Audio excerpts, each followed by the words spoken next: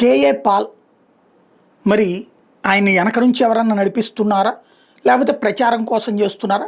Pastor Praveen ఉదంతంలో మళ్ళీ ఒక రచ్చ చేసే ప్రయత్నం చేస్తున్నారు, రెచ్చగొట్టే ప్రయత్నం చేస్తున్నారు.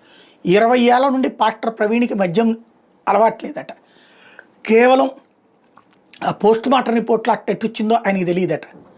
పాపం ఎలాగోలా ఏదో ఒక విధంగా ఒక రెచ్చగొట్టుడు యాక్టివిటీ క్రియేట్ చేయాలనుకుంటున్నారు. లేకపోతే ఇప్పుడు భయపడుతున్నటువంటి పాస్టర్లకి ఈయన నాయకత్వం వహించాలనుకుంటున్నట్టున్నారు.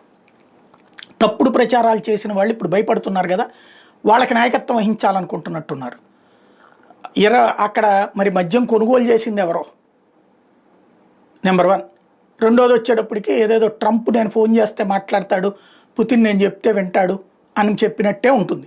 గతంలో ఒకప్పుడు ఈయన ఒక వెలిగిన రోజుల్లో అవన్నీ జరిగినాయి. కానీ ఇప్పుడు పక్కూరులో ఉన్నటువంటి వాళ్ళు కూడా మాట విన్నటువంటి పరిస్థితి ఉంది. కాకపోతే వెనకాల ఎవరో మాత్రం నడిపిస్తున్నారు. ఆయన ఆస్తులు, ఆయన చేతిలో ఉన్నటువంటి వ్యవస్థల్ని దృష్టిలో పెట్టుకుని ఆయన ఒక లైమ్ లైట్లో ఉంచే ప్రయత్నం మాత్రం ఎవరో చాలా సిన్సియర్గా సీరియస్గా చేస్తున్నారు. అది ప్రభుత్వానికి తెలుసు, ప్రతిపక్షానికి తెలుసు. చూసి చూడనట్టు వదిలేస్తుంటాయి. ఎందుకంటే ఒక్కోసారి ప్రతిపక్షానికి పనికి వస్తారు, ఉపయోగపడతారు, ఒక్కోసారి అధికార పక్షానికి ఉపయోగపడతారు.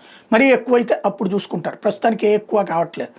కాకపోతే పాస్టర్ ప్రవీణ్ ఉదంతంలోనంట ఏదో కుట్ర జరిగేసింది పోస్ట్ మార్టం రిపోర్ట్లో. నెంబర్ 1, ఆయనకి 20 ఏళ్ళ నుంచి ముందు అలవాట్లేదు. నెంబర్ 2, ఇంకోటి ఏంటది 100 మంది పాస్టర్లను టార్గెట్ చేశారట. ఈయన ఒకటి సృష్టించేస్తున్నారు, కొత్తగా భయపెట్టే ప్రయత్నం చేస్తున్నారు. తద్వారా కేఏ పాల్ సంథింగ్ గేమ్ ప్రారంభించారు.